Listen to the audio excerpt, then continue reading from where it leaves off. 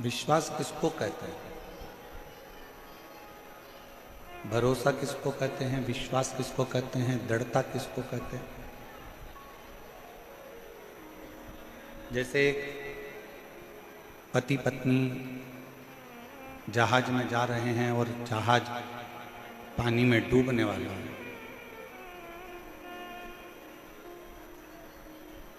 और जहाज का जो मैनेजर है, जहाज को चलाने वाला जो पायलट है,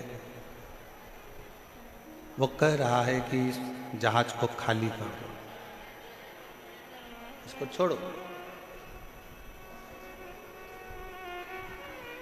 पत्नी ने अपने पति से कहा, पत्नी ने अपने पति से जाकर निवेदन करा,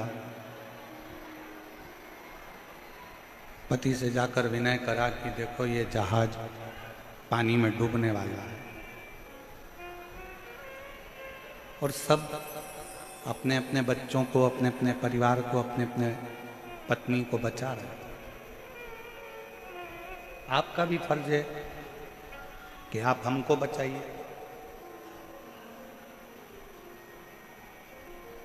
पति समुद्र की लहरों का आनंद ले रहा था।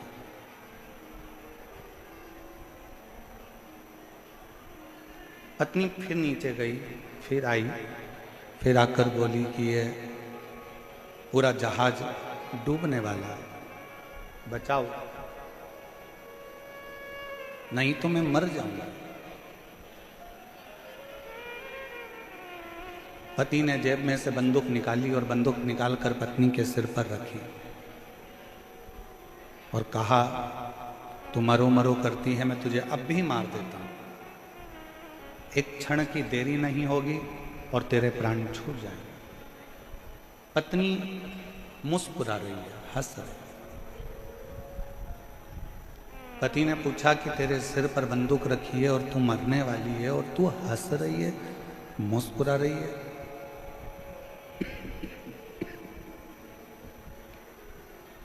क्यों?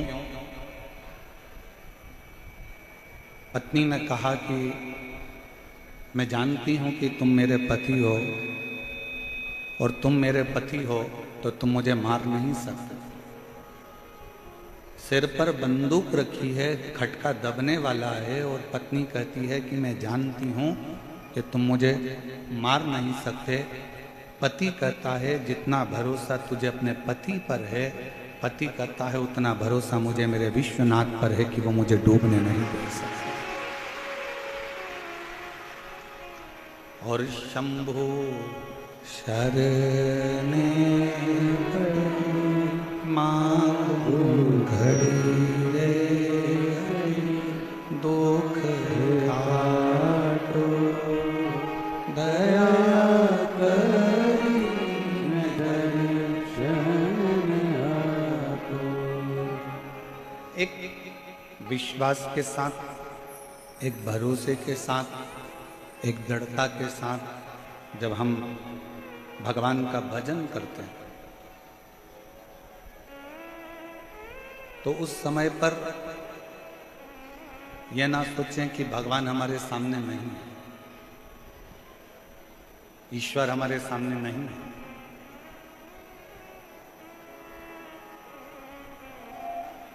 जब हम भगवान का भजन करें उस समय पर हमारा बुद्धि, हमारा चित्त, हमारा मन ये होना चाहिए कि मेरा शंकर मेरे गाए हुए भजन को सुन रहा है, मेरा शंकर मेरी बोली हुई बात को सुन रहा है, मेरा शंकर मेरे शब्दों को श्रवण कर रहा है। ये विश्वास अपने भीतर होना चाहिए।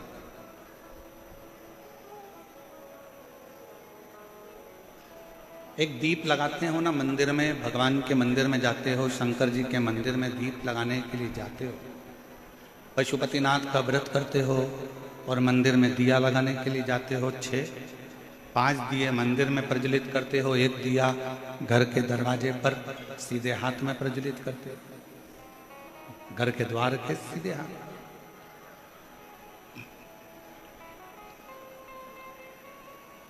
एक एक दिए को जब हम मंदिर में प्रज्वलित करते हैं 5 दिए, उस समय पर हमारा चित्त, हमारा मन शंकर भगवान के चरणारविंद में होना चाहिए।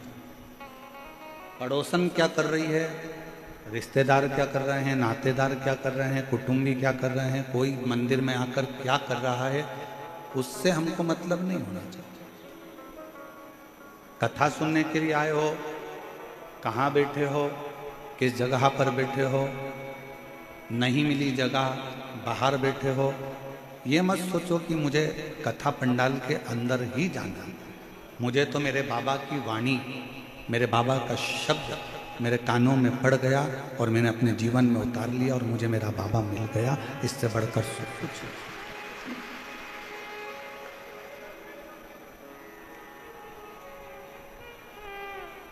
एक प्रथम भक्ति संतन कर संगा और दूसरी रति मम कथा प्रसंग। पहले नंबर की भक्ति ही यही है कि सत्संग किया जाए, संतों का सानिध्य किया जाए, भगवान की विरल भक्ति को धारण किया जाए। और हम तो जयपुर का इस विद्याधर नगर स्टेडियम को देखकर आज हम पूरे जयपुर और जयपुर के आसपास के क्षेत्रवासियों से निवेदन करना चाहेंगे कि पंडाल में और पंडाल के आसपास में जगह नहीं है, कृपया आप लोग अपने घर से ऑनलाइन शिव पुराण की कथा को, ईसर गोरा कथा को श्रवण करें। प्रशासन बहुत अच्छी तरह से कार्यक्रम को संभाल रहा है, ऐसा नहीं है कि प्रशासन नहीं संभाल रहा। समिति बहुत अच्छी तरह से संभाल रही है, पर आप सब जानते हैं कि 10 लोगों के मेहमान की व्यवस्था करी जाए और 150 आ जाए तो थोड़ी सी व्यवस्था गड़बड़ा जाती है। इसलिए जितने लोग बाहर से आने वाले हैं और जितने लोग जयपुर के हैं, हम उनसे कहेंगे अपने अपने घर में मोबाइल चालू कर लो, लाइव आस्था चैनल चालू कर लो, आसन लगाओ। जैसे आप इस विद्याधर नगर स्टेडियम में कथा सुनते हो, वैसे ही अपने घर पर बैठकर बाबा की कथा का रस तत्व ग्रहण करो, जिससे तुम्हें उस कथा का आनंद अपने आप प्राप्त। कल कथा में सुना था, आप लोगों को बताया था कि एक जैन परिवार ने अपने बेटे के लिए आसन लगाकर टीवी के सामने कथा सुनी और उसका फल उसको मिला।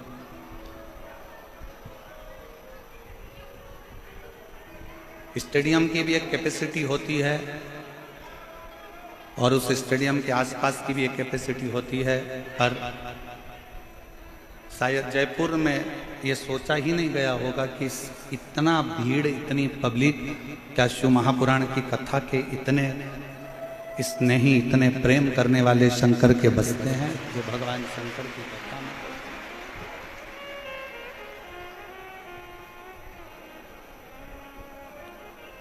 एक भरोसा शिव के प्रति,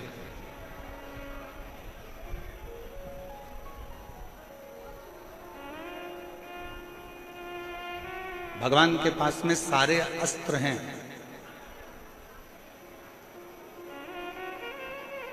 भगवान के पास में सारे शस्त्र हैं।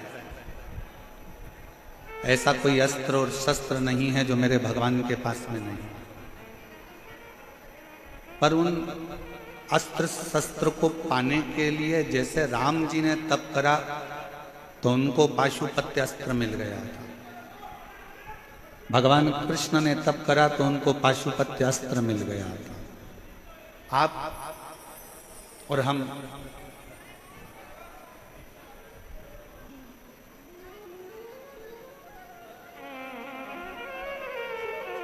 नहीं, एक दिन सोफा या सोफा लगवा दो।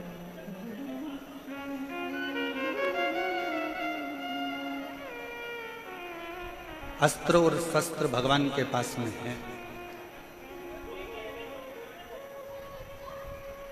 और भगवान के पास में जब सारे अस्त्र शस्त्र हैं तो बस भगवान से अस्त्र शस्त्र जैसे राम जी ने तप करा, साधना करी,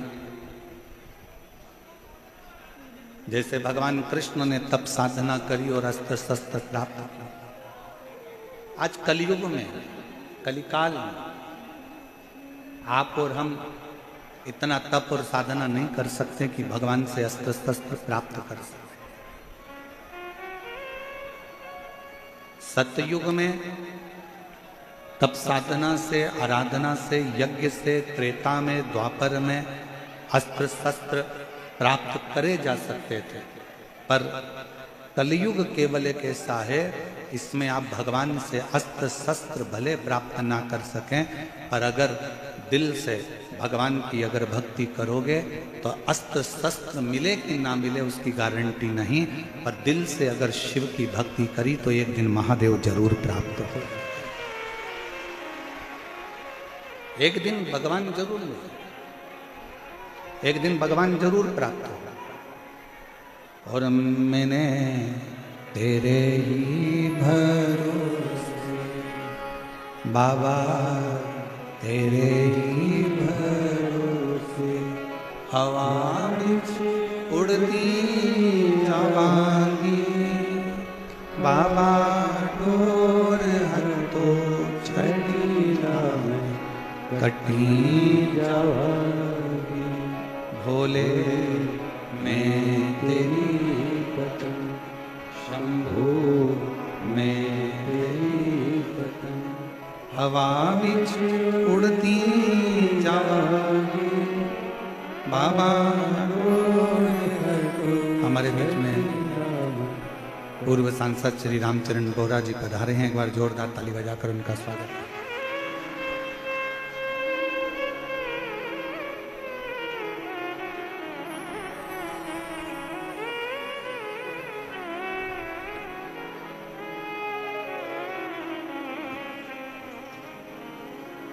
एक विश्वास, एक भरोसा, एक दृढ़ता, एक समर्पण।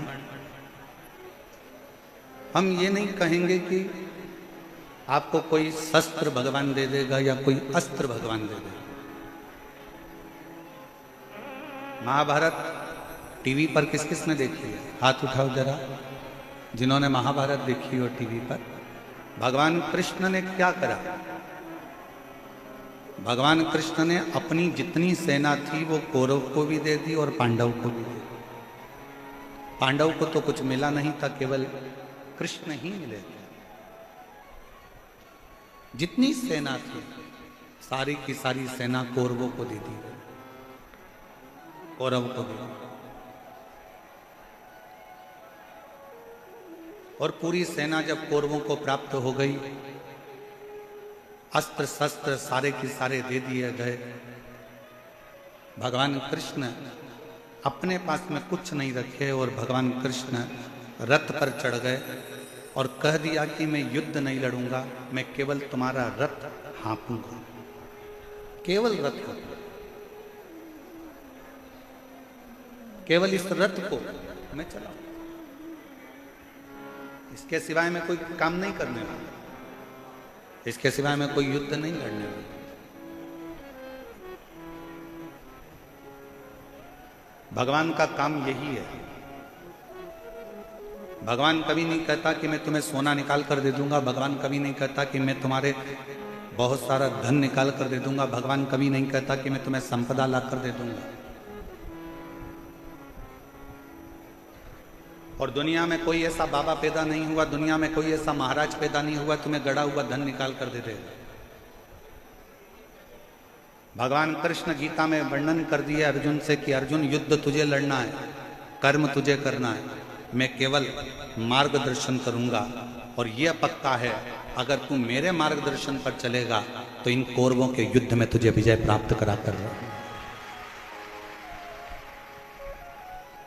आप मेहनत ही ना करो और कहो कि मैंने तो अपनी पत्रिका दिखाई है, अपना हाथ दिखाया है, ज्योतिषों से पूछा है कि मेरे जीवन में तो दुख ही दुख है। अरे महाराज, थोड़ी मेहनत तो करो, थोड़ी कर्म की जागरूकता तो रखो, थोड़ा परिश्रम तो करो। और जब आपकी मेहनत, आपका परिश्रम जब आप करेंगे, आपका कर्म आप करेंगे, तो उसका फल मिलेगा।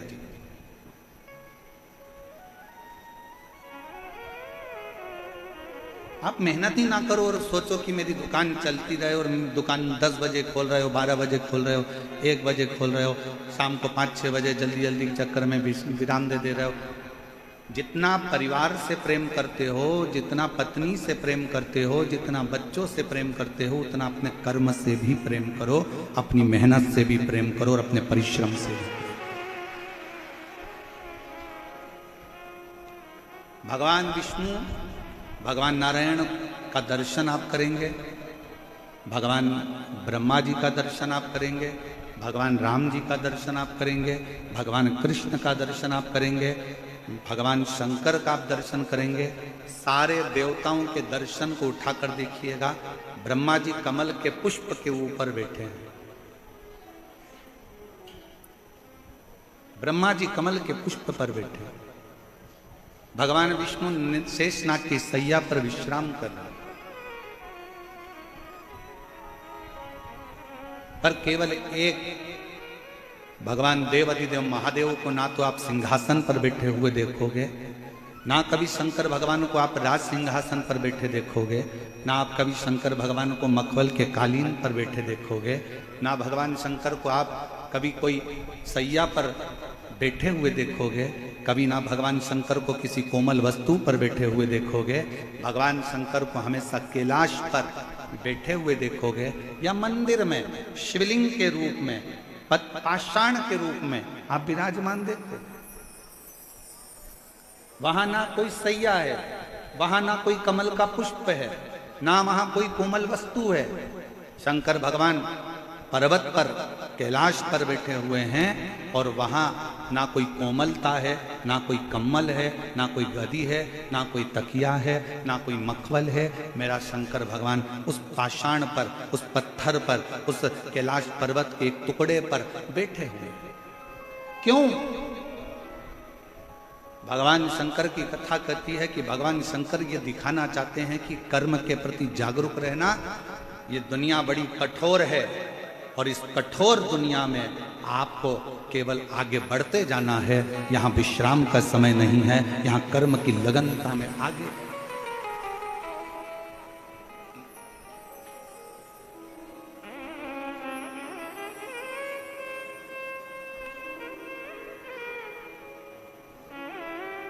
वो एक लाइन आप लोग गुनगुनाते हो कई बार, दुनिया बनाने वाले क्या तेरे मन में समाई तूने काहे को दुनिया। इसलिए आपका और हमारा जन्म क्यों हुआ? आप और हम क्यों पैदा हुए? आप और हमारे जन्म का कारण क्या? आप और हमारे जन्म का केवल एक कारण है कि पूर्व में जो हमने कर्म करा है उसका भोग भोगना, उसका भोग भोगना। एक महिला ने पत्र लिखा है, उस पत्र में उसने लिखा है कि मेरी शादी हुई, 5 साल मैंने बच्चे के लिए इंतजार करा, फिर डॉक्टरों को दिखाना प्रारंभ करा, ऐसे मिलाकर 10 साल निकल गए। कितने वर्ष निकल गए? जम के बोलो जरा। 10 साल। 10 साल निकलने के बाद फिर आस छोड़ दिल्ली गई दिखाने के लिए, जयपुर गई दिखाने के लिए, बेंगलोर भी में गई, मुंबई भी में गई, टेस्ट बेबी भी करवाया। 15 साल ऐसे निकाल। कितने साल निकल गए? 15।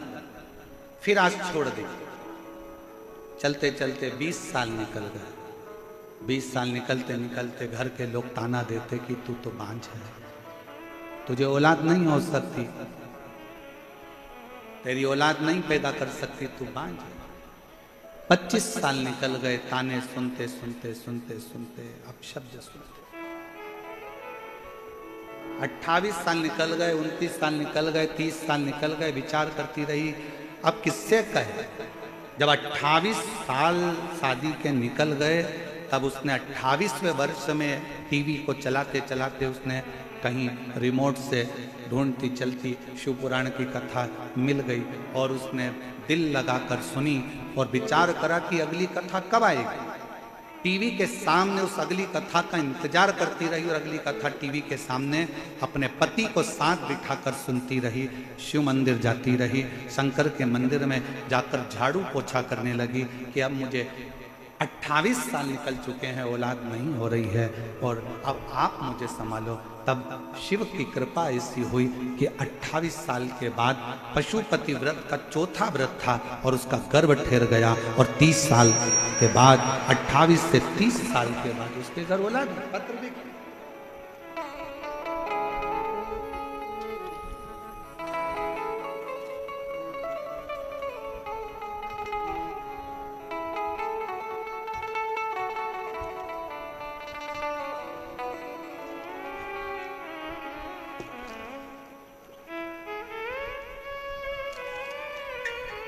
मेरा नाम अलका गुप्ता है, पति का नाम दयाराम गुप्ता है। मैं अलवर राजस्थान से आया। कहीं बैठी हो तो हाथ हिला सकती हैं, कहीं बैठी हो तो हाथ हिला सकती हैं, और अगर आई हो बच्चे को लेकर तो आ सकते हैं। मेरे बाबा, मैं क्या वर्णन करूं शिव महापुराण की कथा का। जब सारे रास्ते बंद हो गए, 28 साल निकल गए, तब कौन आस करेगा कि औलाद भी हो सकती है। पर मेरे बाबा की कृपा से पहली बार मैंने टीवी को बदलते बदलते आपकी कथा को सुन लिया। कथा सुनकर मंदिर जाना प्रारंभ कर दिया, झाड़ू लगाती, पोछा लगाती। आपने ऑनलाइन पार्थिव शिवलिंग का पूजन कराया, वो करा, पशुपति व्रत करा और पशुपति व्रत का ऐसा प्रभाव बना कि बाबा पशुपतिनाथ ने मुझे जून 2024 में 5वां ही पशुपति व्रत हुआ था और बाबा की कृपा से मुझे पुत्र रत्न की प्राप्ति 28 साल की, 28 वर्ष। अब विश्वास, भरोसा, दृढ़ता, आपकी भक्ति, दो चीजें मूल है कि विश्वास और एक भक्ति, दो मूल।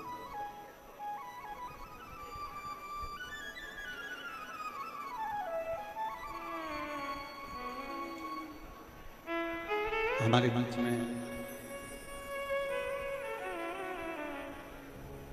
माननीय विधायक महोदय जी भी और साथ में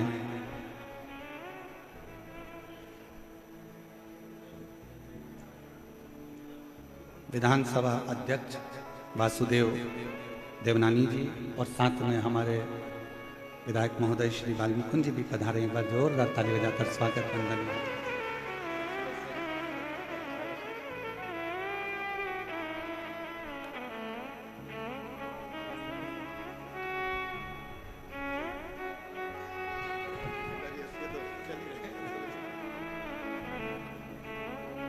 एक बार जोरदार ताली बजाएं। माननीय विधानसभा अध्यक्ष श्री वासुदेव देवनानी जी हमारे बीच में पधारे हैं। एक बार जोरदार ताली बजाकर उनका स्वागत। और हमारे बीच में माननीय विधायक महोदय श्री महंत श्री वाल्मीकि जी पधारे हैं। एक बार जोरदार ताली बजाएं। बड़े सहज, सरल और आनंदित, एक युवाओं को सनातन धर्म की ऊर्जा देने वाले, जोरदार ताली बजाकर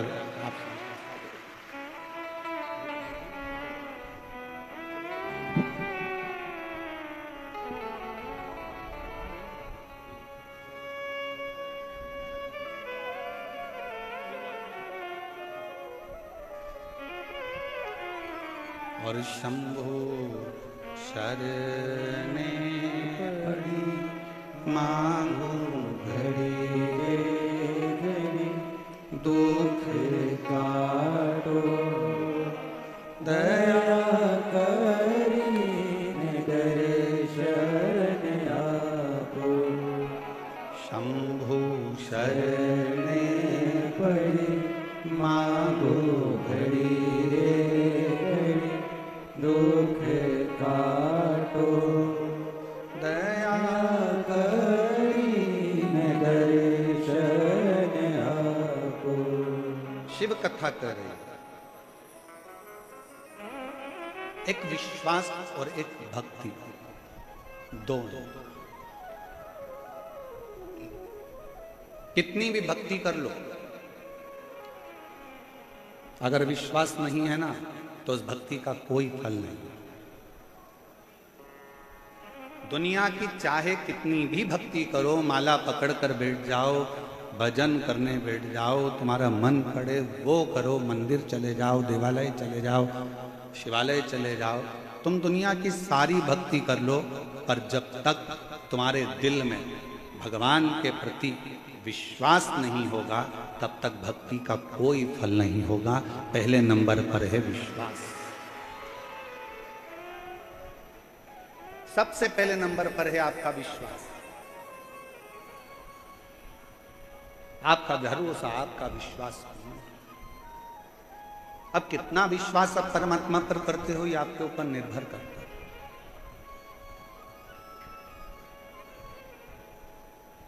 मेरी जीजियां जितनी बैठी हैं जयपुर की और मेरे जीजा जितने बैठे हैं जयपुर के, ईमानदारी से बोलना, एक बच्चे के लिए आप कितने साल इंतजार कर सकते हो? 5 साल, 6 साल, 10 साल, 8 साल, 7 साल, 9 साल, 12 साल, क्या 30 साल तक बच्चे का इंतजार कर सकते हो? बोलो री जीजियों, सही बताना ईमानदारी से, क्या 30 साल तक आप अपने बच्चों का इंतजार कि मेरी बहू के घर, मेरी लड़की के घर में बच्चा 5 साल, 10 साल, 8 साल, देवरानी क्या नहीं हुआ, ननन क्या नहीं हुआ, इतने साल नहीं हुआ, उतने साल, तो कितने साल इंतजार करते हो? 30 साल में कोई आस भी नहीं लगा सकता और भरोसा भी नहीं कर सकता कि औलाद होगी। 30 वर्ष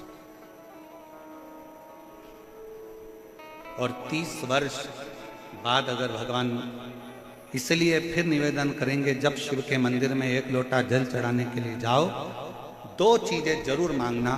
बाबा, किसी स्त्री की गोद कभी खाली मत रखना और किसी पुरुष की जेब कभी खाली मत रखना। ना स्त्री की गोद खाली हो, ना पुरुष की जेब खाली हो। स्त्री की गोद खाली रहती है तो उसको ताना दे देकर मारा जाता है। घर में लड़की का जन्म हो जाता है तो लोग ताना दे देते हैं। अभी तो पढ़ा लिखा जमाना है तो लोग ताना दे देते हैं कि लड़की हैं, 2 लड़की हैं, 3 लड़की हैं, लड़का नहीं है, ये नहीं है। इतना ताना सुना जाता है, इतना ताना सुना जाता है जिसका वर्णन नहीं। और देखा जाए, लड़का भाग्य से होता है और लड़की सौभाग्य से होती है। भाग्य का 100 गुना करो तब बेटी। भाग्य को 100 गुना कर दिया जाए तब बेटी का जन्म होता है। और बेटी का जन्म जब होए ना, सबसे ज्यादा खुशियां मनाना जी, बहुत खुशी। कितनी सुंदर शिव महापुराण की कथा कर रही है, जरा ध्यान करना।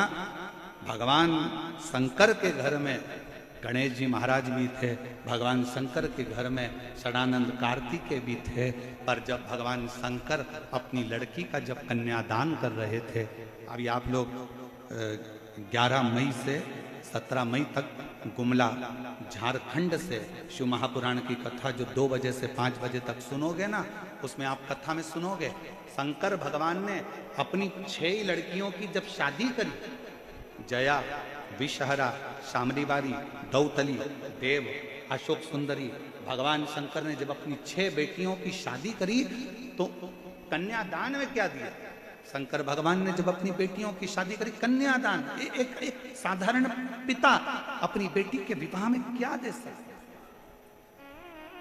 मैं निवेदन करूं, जितने श्रोता भाई बहन अगर आस्था चैनल पर इस कथा को सुन रहे हैं, यूट्यूब फेसबुक पर सुन रहे हैं, और आप सब पंडाल में बैठकर जयपुर की इस पावन प्रांगण में अगर सुन रहे हो, तो गुमला झारखंड में जो 11 मई से 17 मई तक कथा होने वाली है 2 बजे से 5 बजे तक, उसमें प्रत्येक बेटी उस कथा को जरूर सुनना, क्योंकि आप भी शंकर भगवान की बेटी हो। जब वो 6 बेटी का विवाह कर सकते हैं तो आप का भी कर सकते हैं।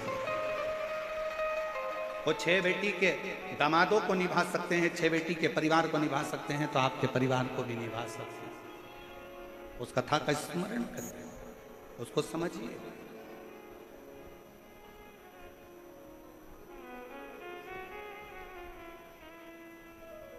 बेटा भाग्य से है और बेटी भाग्य को भी 100 गुना कर लो तो सौभाग्य से। और कितना कितना कहे शिव महापुराण की कथा।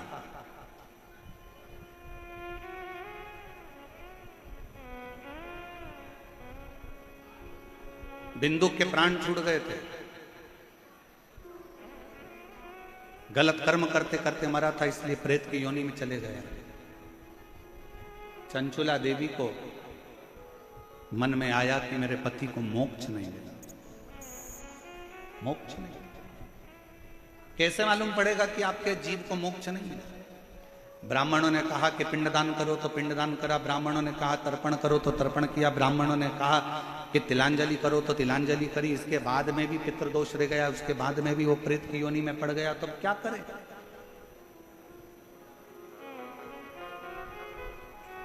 इसलिए सारी समस्या का हल जम के बोलो जरा, एक लोटा जल। बोल बम का नारा है, श्री शिवाय नमस्ते। इसलिए एक लोटे जल की महत्वता कही है।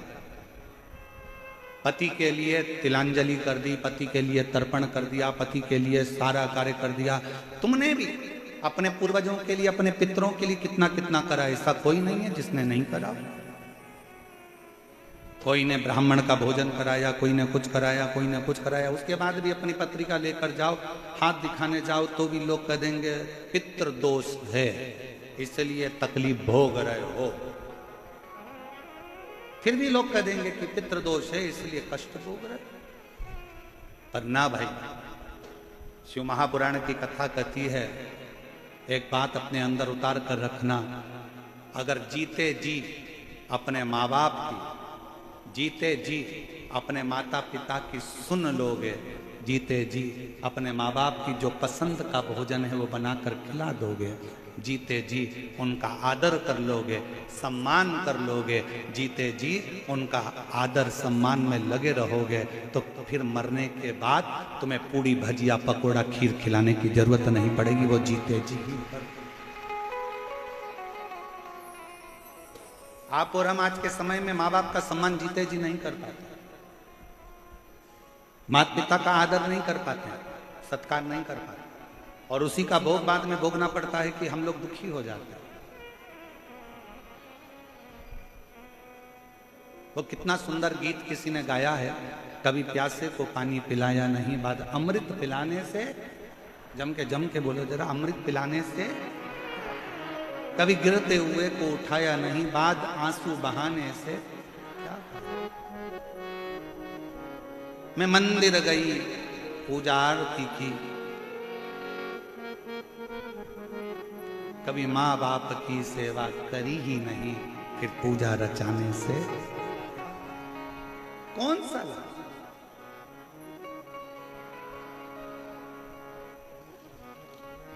और जो एक धर्म पत्नी का फर्ज है,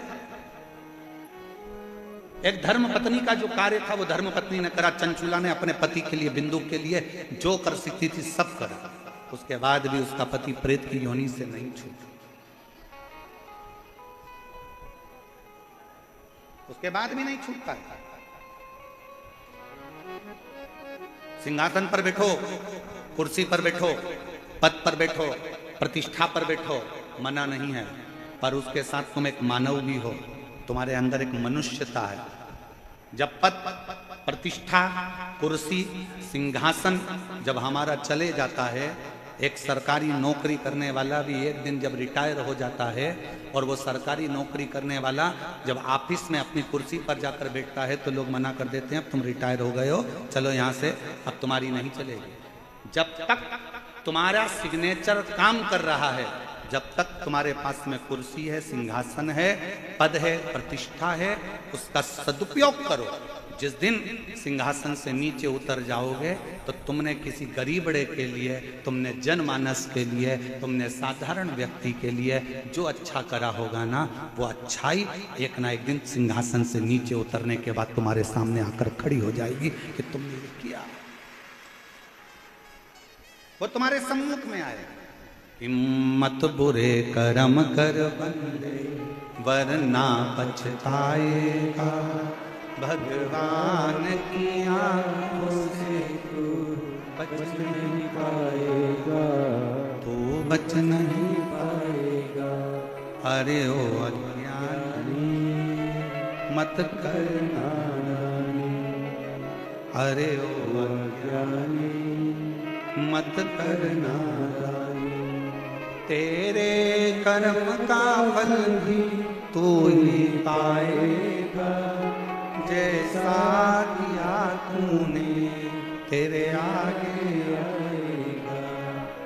मत बुरे कर्म कर बंदे वरना पछताएगा, भगवान की आंखों से तू बच नहीं पाएगा, तू बच नहीं पाएगा। सबसे पहले आप मानव हो, आप मनुष्य हो। दिया किसने? आपकी लगन ने, आपकी मेहनत ने, आपके परिश्रम ने, आपके कर्म ने आपको सिंहासन पर ले जाकर बिठा दिया।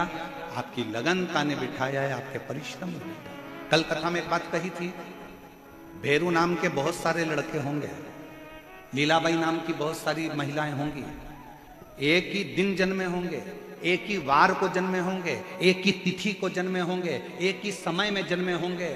भारत की भूमि पर ही क्या पूरे विदेश में एक घड़ी में, एक पल में लाखों बच्चे, हजारों बच्चे एक दिन में जन्म लेते हैं। पर ईमानदारी से बोलो, सबका भाग्य एक जैसा होता है क्या?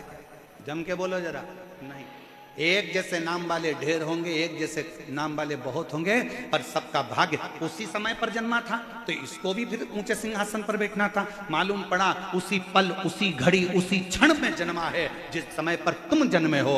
उसके बाद तुम सिंहासन पर बैठे हो, वो धक्के खा रहा है, वो झोपड़े में पड़ा है, वो कहीं छोटा मोटा काम कर कर अपनी जिंदगी जी रहा है। क्यों? पूछो किसी से कि वो सिंहासन पर बैठ गया जो सोमवार को जन्मा, 12 बजे जन्मा, वो भी 12 बजे जन्मा, वो भी सोमवार को जन्मा, वो भी 3 तारीख को, वो भी 3 तारीख को, वो भी नक्षत्र में, वो भी नक्षत्र में, वो भी घड़ी में, वो भी घड़ी में, सब एक साथ जन्मे। तो फिर एक सिंहासन पर बैठ गया और एक धक्के खा रहा है। उसका कारण क्या है? अर्थात शास्त्र कहता है समय नहीं, तुम्हारा पूर्व का किया गया कर्म तुम्हें सिंहासन पर पहुंचाया है, और तुम्हारा पूर्व का किया गया कर्म तुम्हें नीचे लाकर छोड़। नाम एक जैसा है, समय एक जैसा है, घड़ी एक जैसी है, पल एक जैसा है, सब कुछ एक जैसा है, पर आपका कर्म कर्म मूल है। हम फिर निवेदन करेंगे, शंकर के मंदिर में जल चढ़ाने से पहले तुम्हारे अंदर विश्वास होना चाहिए, और विश्वास के साथ में तुम्हारी लगनता होना चाहिए। तुमने सोच लिया कि मैं सीए बनूंगी, अब भले एक बार फेल हो गई कोई बात नहीं, एक बार एक सेम नहीं निकला कोई बात नहीं, दूसरा नहीं निकला कोई बात नहीं, मेहनत कर, परिश्रम कर, खूब पढ़, खूब अध्ययन कर, जितना परिश्रम कर सकते हो उतना करिए, रात दिन एक कर दो, अच्छे से अच्छे अध्ययन करो, जितनी अच्छी कोचिंग कर सकते हो उतनी अच्छी कोचिंग करो, और अपने अंदर विश्वास पैदा करो कि मैं सीए बनकर रहूंगी, मैं डॉक्टर बनकर रहूंगी, मैं कलेक्टर बनकर रहूंगी। तो एक दिन कलेक्टर के सिंहासन पर तुम बैठो। अब तुम अंदर से टूट गए, मैं मम्मी मेरा एक सेम नहीं निकला, अब मैं एग्जाम नहीं दूंगी। क्यों नहीं दूंगी? करो मेहनत, करो। एक पत्र है, देखिए,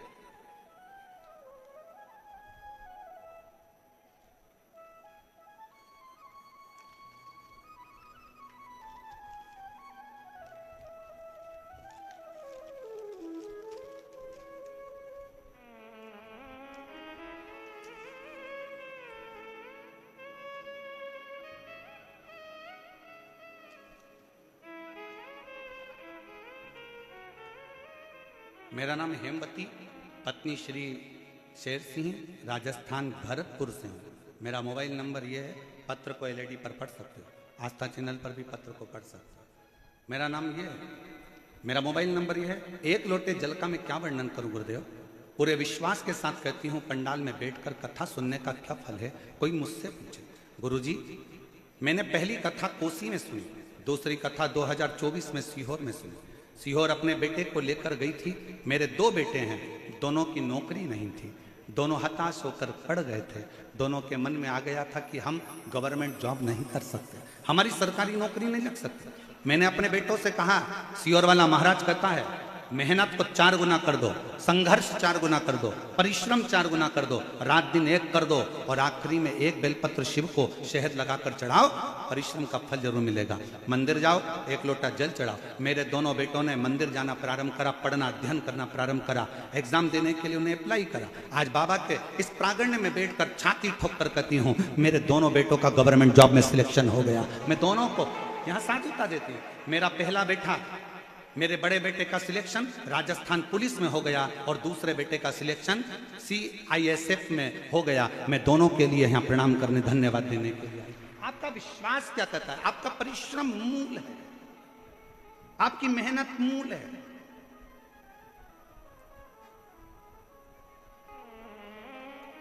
मंदिर में दीप जलाओ ना जलाओ कोई बात नहीं है, पर किसी का दिल ना दुखाइए।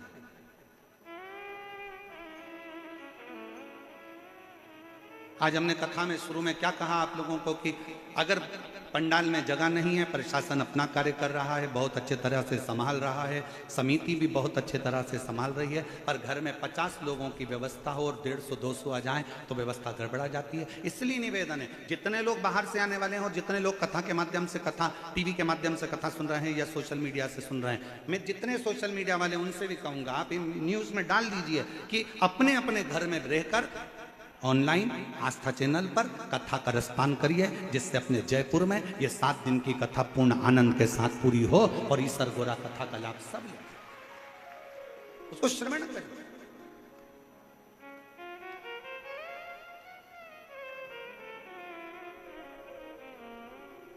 शायद किसी को नहीं मालूम था कि इस पिंक सिटी की शिव महापुराण की कथा वास्तव में पिंक सिटी जैसी हो जाएगी।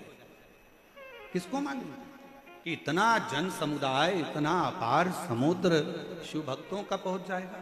लिए बेद ताने ताने, शायद ये नजारा आपको कहीं देखने को नहीं मिला होगा जो शिव महापुराण की कथा में देखने को मिला। अपने अपने घर से श्रवण करो, ऑनलाइन श्रवण करो, आस्था चैनल पर श्रवण करो, नई जगह उसको सुन। विश्वास, भरोसा, आपकी दृढ़ता और आपके कर्म की लगनता आपको फलीभूत करे। कितना भी किसी को हाथ दिखा लेना, उसका नाम काल अधिपति है। समय उसने बनाया है, नक्षत्र उसने बनाया है, घड़ी उसने बनाई है, पल उसने बनाया है। उसका नाम काल अधिपति महाकाल है। महाकाल का मतलब क्या? जिसने काल बनाया। अब फिर निवेदन जो हमने पहले कथा में कहा था, आज फिर कह रहे हैं, तुम्हारी घड़ी खराब हो गई, कपड़े वाले की दुकान पे जाके सुधर जाएगी क्या? अरे जम के तो बोलो, उधर से आवाज आना चाहिए, सुधर जाएगी? नहीं। घड़ी खराब हो गई, बर्तन वाले की दुकान पर ले जाओ, सुधर जाएगी?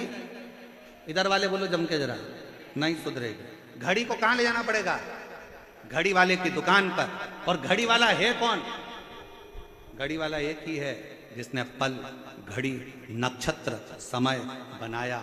उसका नाम काल अधिपति महाकाल है। शंकर के शरण में जाना चालू कर दो, घड़ी सुधर, समय सुधरेगा, समय सवरेगा।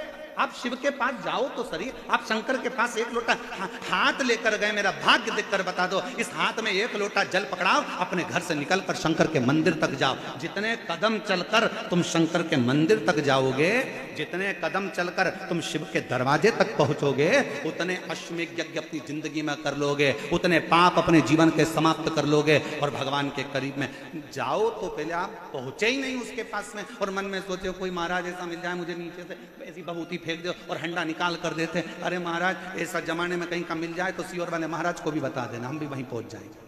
फिर यहाँ काय को मेहनत करने आएंगे? परिश्रम करिए, कर्म करिए, लगनता रखिए, मेहनत करिए।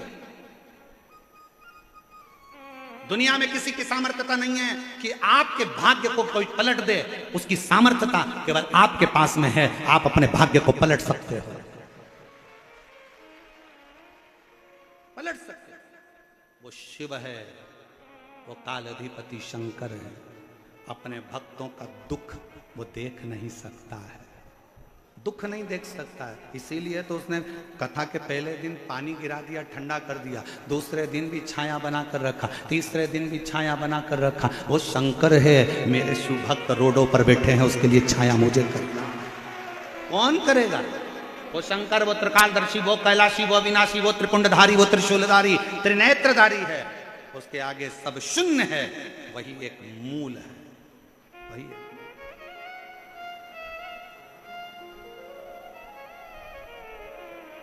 आप कितना भजन कर रहे हैं शिव का? आपका भरोसा, आपका विश्वास, आपकी दृढ़ता क्या कर? और हम तो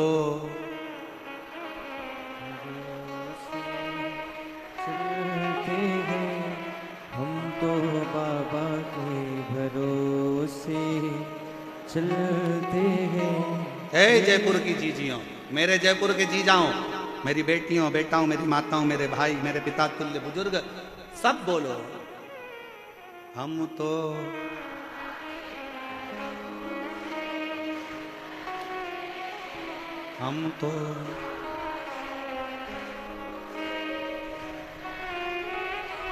डमरू वाले के भरोसे चलते हैं।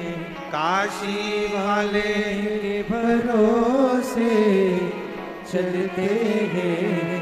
हम तो बाबा के भरोसे चलते हैं। ये दुनिया वाले जलते हैं। ये दुनिया वाले जलते हैं। काशी वाले के भरोसे चलते हैं। हम उसके शरणागति में पड़ जाए। चंचुला देवी का चित्त, चंचुला देवी ने सारा अनुष्ठान कर दिया पर पति को प्रेत योनि से मुक्त ना कर पाई, मुक्त ना कर पाई। पूरी सामर्थ्य था चंचुला देवी ने, जो बन सका सब कर दिया। आखिरी में गोकर्ण क्षेत्र में चंचुला देवी पहुंच गई। वहां एक बुजुर्ग बैठा हुआ था। कौन था बूढ़ा, ये शिव महापुराण में वर्णन नहीं किया कि बुजुर्ग कौन था, पर चंचुला देवी गोकर्ण क्षेत्र में जब पहुंची, पहुंचकर वहां भ्रमण करती करती गोकर्ण क्षेत्र में उसकी आंख से आंसू ढल गया, नैनों से नीर बह रहा था, आंसू गिर रहे थे। जब आंसू गिरे, एक बुजुर्ग ने उसको इशारा कर कर बुलाया, आवाज दिया, ए बहन, ए जीजी, ए बहना, इधर तो आओ।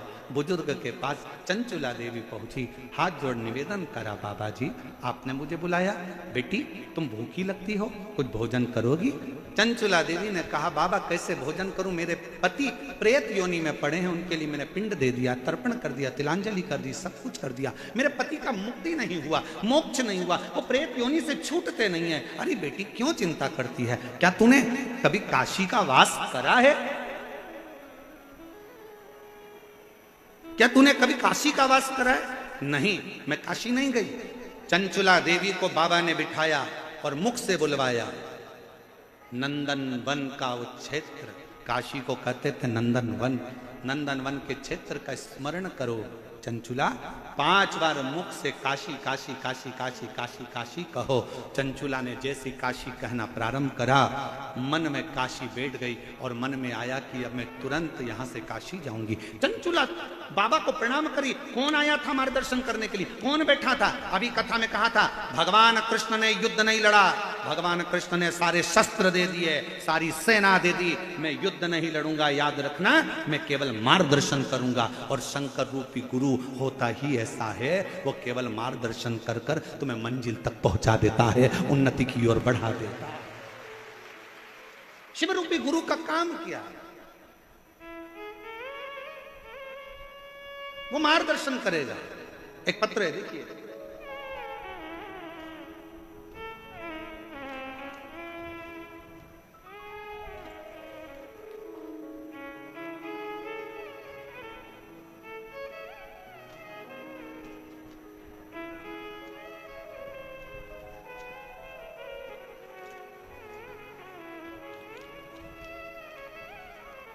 लीला ददीच, पति का नाम पूनम चंद ददीच।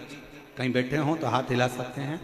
मोबाइल नंबर मेरा ये है, जालरा तालाब, भाटीपुरा, मकराना, कुचामन, डीडवाना से आई हूं, डीडवाना से यहाँ पहुंचे। और इसी कथा के पंडाल में एक कोई शिव भक्त, जिसके बहुत दिनों से कोई काम था, नहीं हुआ था, वो भी अजमेर से पैदल चलकर 150 किलोमीटर दूर से यहाँ पहुँचा है। हम उसका पत्र तो इन पत्रों में कहीं फंसा हुआ है, पर वो यहाँ कहीं भी बैठा है, हम उसको बुलाएंगे कथा के विराम पर जरूर। गुरुजी, मेरे पास कोई शब्द नहीं है, मेरा बेटा 13 साल का है। 2022 में उसके गले में एक गठान हो गई, जिसका नाम शुभम ददीच है। उस गठान के इलाज के लिए हम बहुत सारे डॉक्टरों के पास गए, लेकिन हम सब जाते थे, वह डॉक्टर उसको देखकर ऑपरेशन का बोलते थे। फिर मेरी बहन ने बताया कि सीहोर वाला महाराज टीवी पर कथा करता है, आस्था चैनल पर शिव पुराण आती है, आसन लगाकर अगर सुनी जाए और शिव जी पे एक लोटा जल चढ़ाने का बोलता है, वही जल का आचमन करने का बोलता है। पहले कथा सुनो, बेटे को कथा सुनो। डॉक्टर ने कह दिया इसका ऑपरेशन करना जरूरी है, गठान निकलेगी, वो जांच के लिए जाएगी दिल्ली या मुंबई, मालूम पड़ेगा कि इसमें क्या है। और डॉक्टर ने शंका बता दी थी कि इसको कौन सी बीमारी हो सकती है। हम लोग घबरा गए, 13 साल का बेटा है, कैसे क्या करें। तब हमने पहली बार अपनी बहन के कहने पर शिव जी पर जल चढ़ाना प्रारंभ करा। आपकी कथा आस्था चैनल पर आती है, मेरे बच्चे को सुनाना प्रारंभ करी। बेटे ने खेलना बंद कर दिया, 13 साल का लड़का खेलने नहीं जाता, आसन लगा कर कथा सुनता। मम्मी खाना निगलने में बहुत दर्द होता था बच्चे को, पानी निकल नहीं पाता था बेटा, गले में अड़काता था, रोता था, चिल्लाता था। शुभम बेटा मेरा हमेशा चिल्लाता, मम्मी खाते नहीं बनता, पानी निगलते नहीं बनता, मेरा गला तकलीफ दे रहा है। ऑपरेशन की तारीख नजदीक में आए, बाबा का भरोसा कर कर शिव जी के मंदिर में बेटे को ले जाती, जल चढ़ाती, बेटे से कहती झाड़ू लगा, पोछा लगा। जल चढ़ा हुआ नंदी के पास बैठकर पी। मेरे बच्चे शुभम ने नंदी के पास बैठकर जल पीना प्रारंभ करा, चढ़ी हुई बेलपत्र को खाना प्रारंभ करा। पहले तो उसके मुंह में छाले आ गए, फिर दूसरी बार में उसको दर्द होने लगा, जलन होने लगी, और तीसरी बार में एक दिन चिल्लाकर कहा माँ बहुत दर्द हो रहा है। जानकर फिर जल वापिस पिया, और फिर धीरे धीरे जब दर्द समाप्त हुआ, डॉक्टर को दिखाने जयपुर आए। डॉक्टर ने कह दिया इसको ऑपरेशन की जरूरत नहीं है, इसके गले में जो गठान थी वो पूरी गल चुकी है, इसके गले में जो गांठ थी वो पूरी गल चुकी है, अब इसको ऑपरेशन की जरूरत नहीं है। शिव तत्व किसको कहते हैं? आपका विश्वास मूल है, सर्वप्रथम है आपका भरोसा। आज यहाँ किसके भरोसे पर आए? सियोर वाले महाराज के भरोसे पर, समिति के भरोसे पर, किसी दूसरे के भरोसे पर नहीं। यहाँ कथा सुनने के लिए उस देवाधिदेव महादेव के भरोसे पर आए हो कि मेरा शंकर है। उसकी आश्रितता, उसका भरोसा, और दुनिया पर भरोसा करोगे तो एक दिन टूटने वाला है। मेरे शंकर पर अगर भरोसा करा तो वो छूटने वाला नहीं है। किसी व्यक्ति पर भरोसा नहीं करना, सियोर वाले महाराज पर तो बिल्कुल भी भरोसा मत करना, रत्ती भर भी मत करो। आप तो उस पे करो जिस पे सियोर वाला महाराज भी भरोसा करता है, तो भरोसा टूटने वाला नहीं।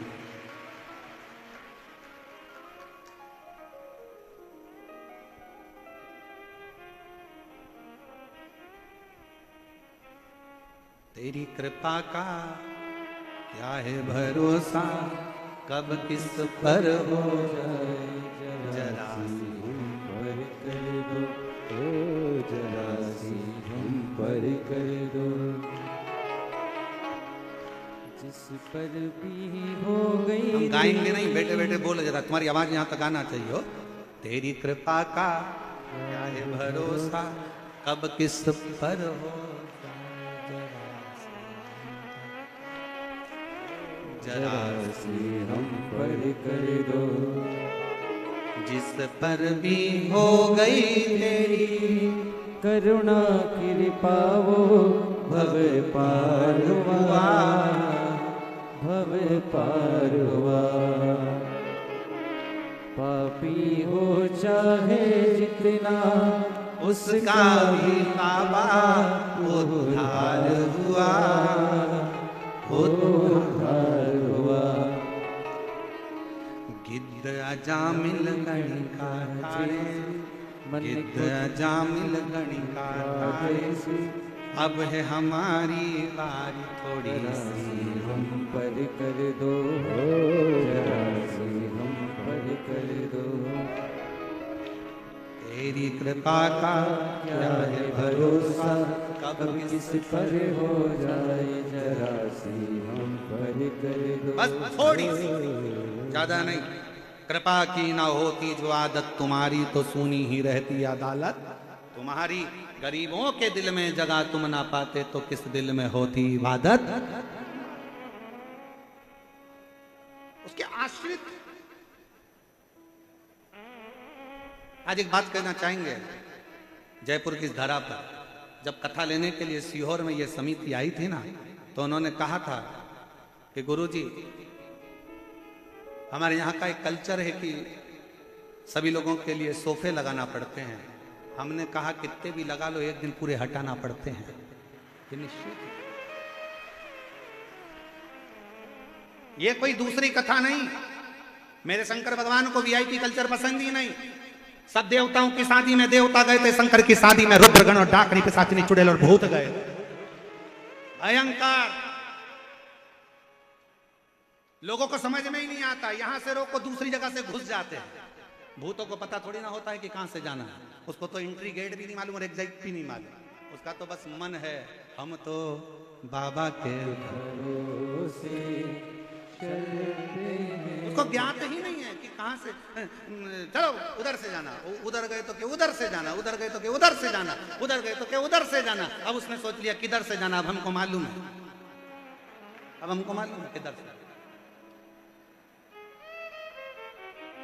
आधे से ज्यादा तो पूरे जयपुर वाले सोच रहे होंगे ये आए कहां से,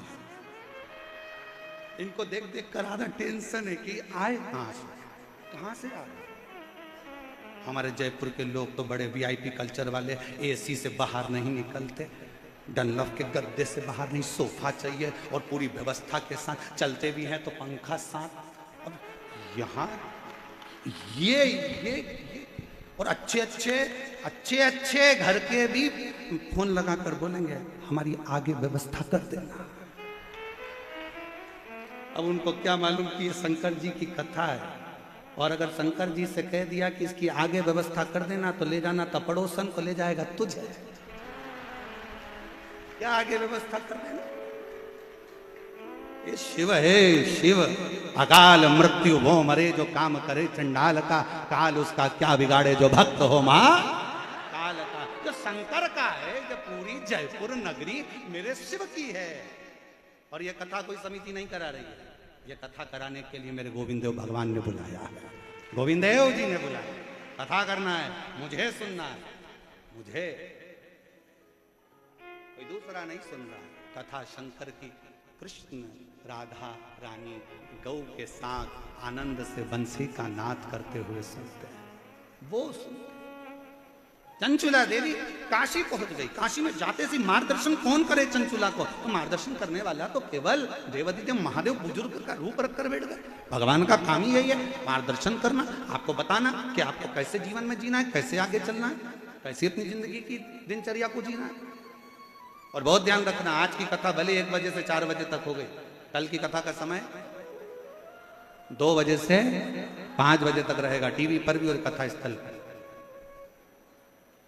एक आनंद के साथ जियो, एक आनंद के साथ महाराज।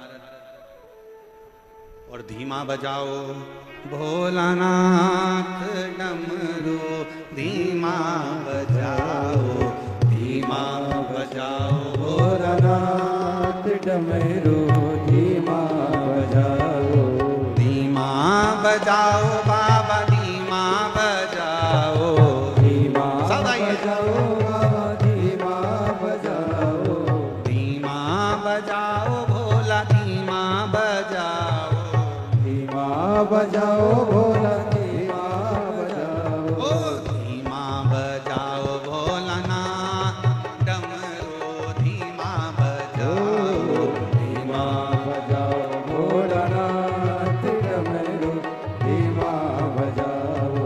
डमरू की धुन सुन के ब्रह्मा जी आए, डमरू की धुन सुन के ब्रह्मा जी आए, ब्रह्मा जी आए संग ब्रह्मणी को लाए, ब्रह्मा जी आए संग ब्रह्मणी को लाए। अरे धीमा बजाओ भोलानाथ डमरू, धीमा बजाओ, धीमा बजाओ भोलानाथ डमरू, धीमा बजाओ। शंभो।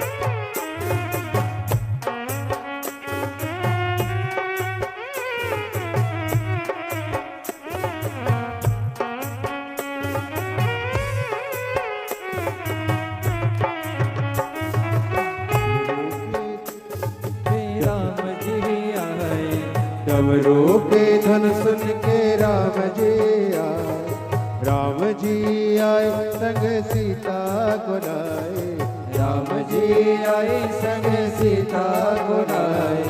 धीमा बजाओ भोलेनाथ डमरू, धीमा बजाओ, धीमा बजाओ भोलेनाथ डमरू, धीमा बजाओ, धीमा बजाओ भोला, धीमा बजाओ, धीमा बजाओ भोला, धीमा बजाओ, धीमा बजाओ भोला, धीमा बजाओ, धीमा बजाओ भोला, धीमा बजाओ, धीमा बजाओ भोलानाथ डमरू, धीमा बजाओ, धीमा बजाओ भोलानाथ डमरू, धीमा बजाओ।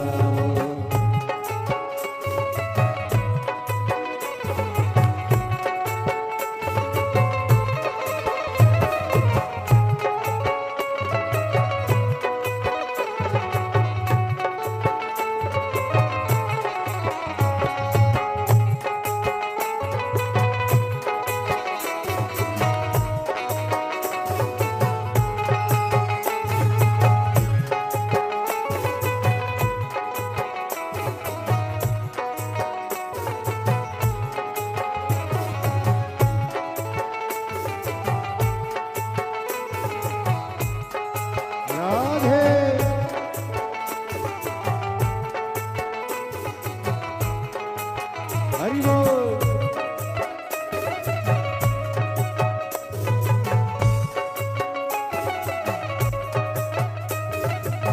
राधे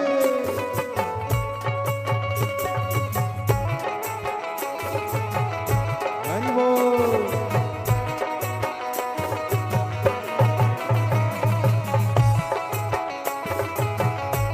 राधे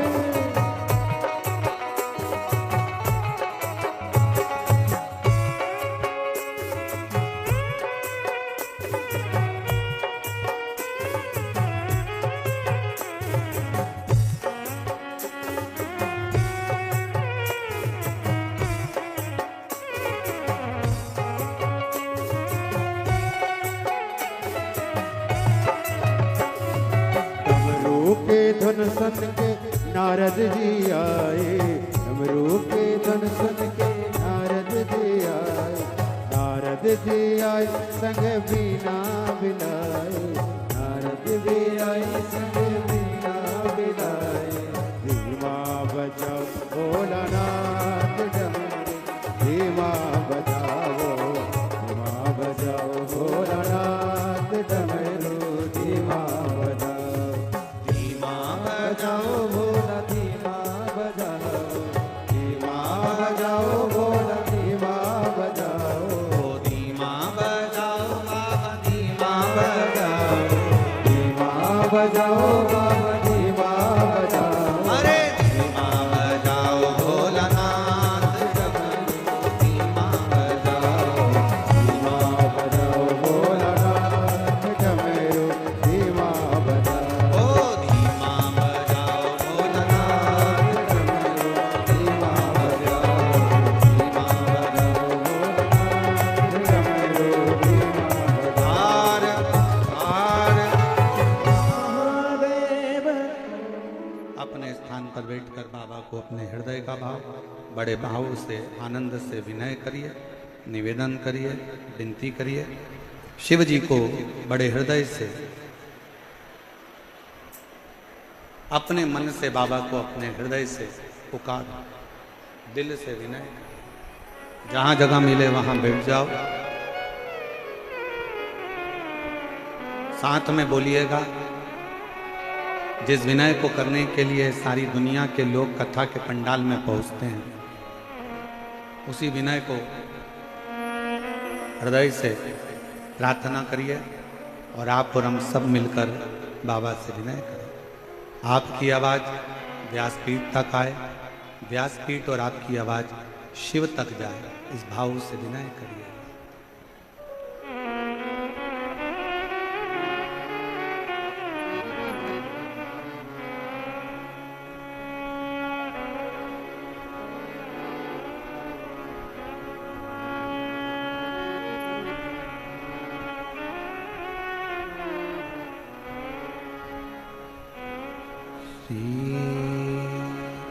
शिवाय नमस्तुभ्यं श्री शिवाय नमस्तुभ्यं श्री शिवाय नमस्तुभ्यं श्री शिवाय नमस्तुभ्यं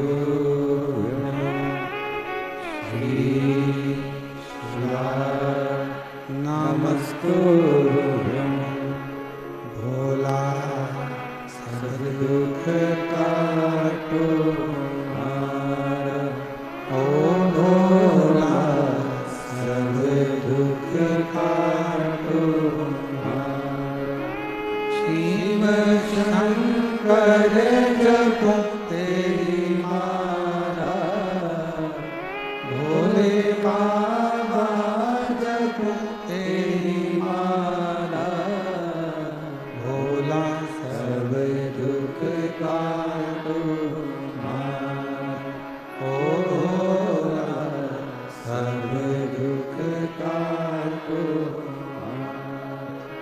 वेश मंगल मंगलकारी वेश मंगलकारी शमशान वासी हमारा शमशान वासी हमारा भोला सब दुख काटो हमारा ओ भोला सब दुख काटो हमारा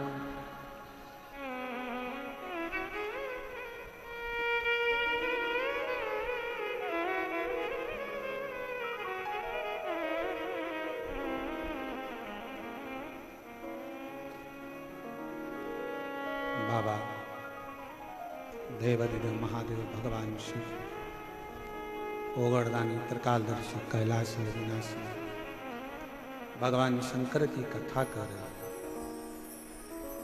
चंचुला देवी ने काशी में प्रवेश किया। एक ब्राह्मण के चरणों में जाकर नमन किया। बाबा, पति प्रेत योनि में पड़ा है, उसकी मुक्ति नहीं, और मैं उसकी धर्म पत्नी हूं, और बड़ी मैं भी कहलाने को तो गलत ही कहलाऊंगी, क्योंकि पापी का संग देवे तो पापन हो जाए। पर आप कृपा करोगे तो जरूर मेरी मुक्ति होगी। चंचुला देवी शिव महापुराण की कथा को श्रवण करने के लिए बैठी थी, और कुछ देर बैठने के बाद वो जब गई, गंगा नदी का जल लेकर माँ गंगा से विनय कर कर आ रही थी कि पांव फिसला, प्राण छूट गए। शिव धाम में कैलाश में माँ पार्वती जी की सहेली मौन रहती, एकदम चुप, कुछ बोलती नहीं, कुछ कह नहीं पाती, मौन। पार्वती जी ने पूछा कि चंचुला, तू शंकर के धाम में है, शिव के धाम में आने के बाद तुम मौन रहा ही नहीं जाता। शिव के धाम में तो यहां तक वर्णन किया गया कि जिसको भगवान ने जिभ्या नहीं दी हो तो 2 हाथ की ताली का नाद भी अगर वो 3 बार कर लेता है तो बाबा उन पर करुणा कर देता है। यहां तक शिव पुराण कहती है। जिसके नेत्र नहीं है वो भी शिव महापुराण की कथा को अगर श्रवण कर कर कोई आ रहा हो, शंकर के मंदिर से कोई आ रहा हो, उसका स्पर्श हो जाता है तो शिव कृपा कर देता। जिसकी श्रवण शक्ति नहीं है, अगर कोई भूलवश भी कथा के मंडप तक भी पहुंच जाए, मंदिर देवालय शिवालय तक भी पहुंच जाए तो शिव कृपा कर देता है। और तुम चुप बैठी हो शंकर के धाम में, शिव के धाम में।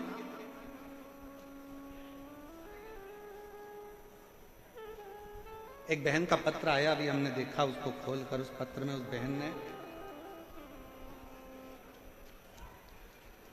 जयपुर की रहने वाली है शारदा सोनी, पत्नी ओम प्रकाश सोनी, मेरी बेटी मोनिका सोनी, जिसका एक्सीडेंट 14 फरवरी 2020 को हो गया।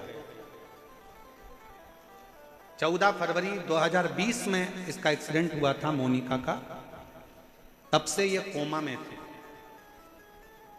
टीवी पर आपकी कथा सुनी और किसी ने बताया कि अगर पंडाल में कथा का रसतत्व ग्रहण किया जाए तो फल जरूर मिलता। पर हमारी बेटी तो 2020 से कोमा में पड़ी थी। अब उसको कैसे ले जाते? मालूम पड़ा कि रतनगढ़ में कथा हो रही है। हम हमारी बेटी को रतनगढ़ कथा में ले गए, एम्बुलेंस बुलवाई, डाला, लेकर गए।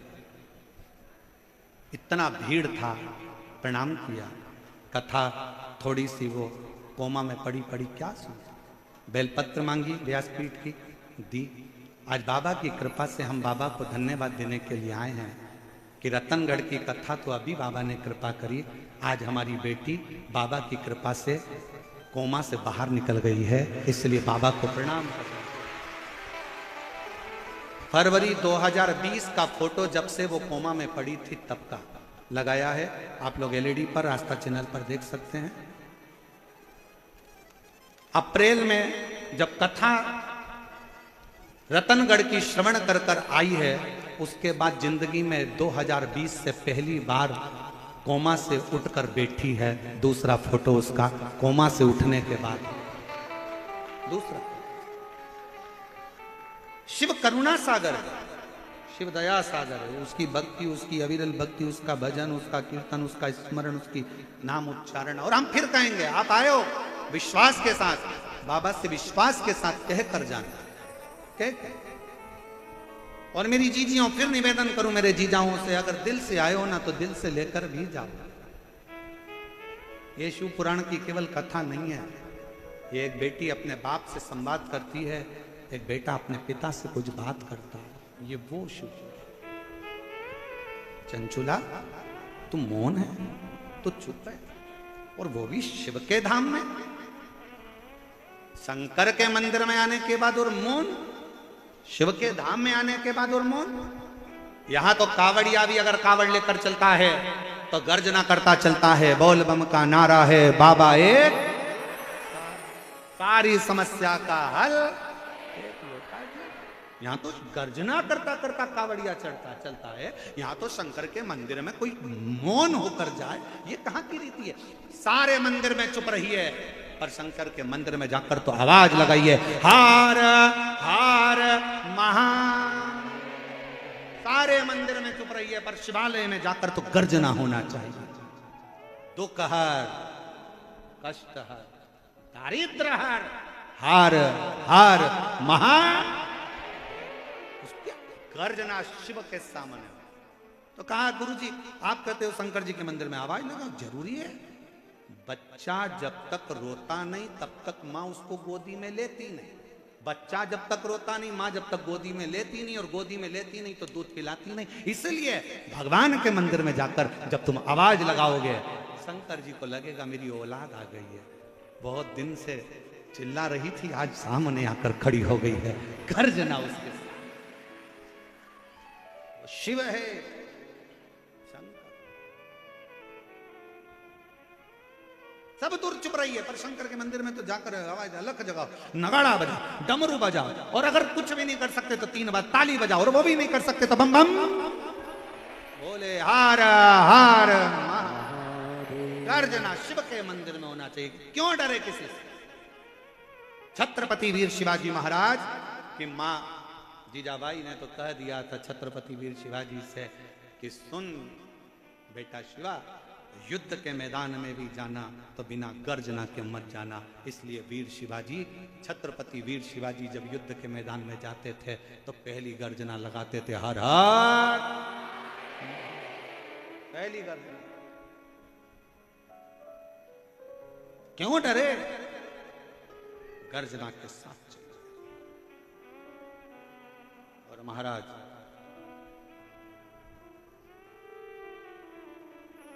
एक सच्चे भक्त की सबसे बड़ी परीक्षा ही एक है,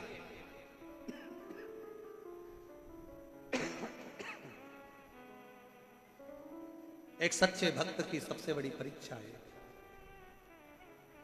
दीदार ना हो और फिर भी मिलने की तमन्ना, दीदार ना हो फिर भी उससे मिलने की तमन्ना हो, वो ना मिले दिल में उससे मिलने की बेचैनी।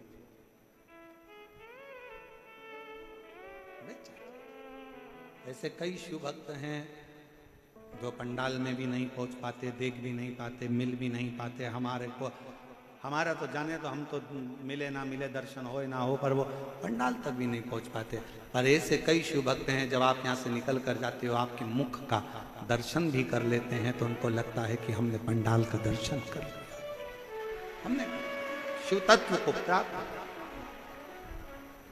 और मेरे भोले तेरा सहारा है, मेरे भोले तेरा सहारा है, मेरी नैया का तू किनारा है, मेरी नैया का तू किनारा है। मेरे बाबा तुझे पुकारा है, मेरे बाबा तुझे पुकारा है, मेरी नैया का तू किनारा है, मेरी नैया का तू किनारा है। उसके आश्रित तो हो जाओ। चंचुला तू और शंकर के मंदिर में, शिवालय में, कैलाश पर चुप बैठी है, ये कहां की रीति है? शिव का भक्त गर्जना करता है, गर्ज। नंदी का दर्शन किस किस ने करा है शंकर जी के मंदिर में?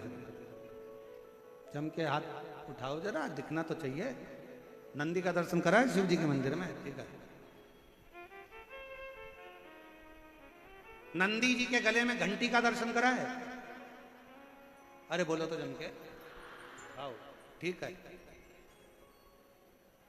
अब शंकर भगवान अंदर बैठे हैं, नंदी बाहर बैठे हैं, मौन होकर बैठे रहे। नंदी को घंटी की क्या जरूरत है? क्या जरूरत घंटी की?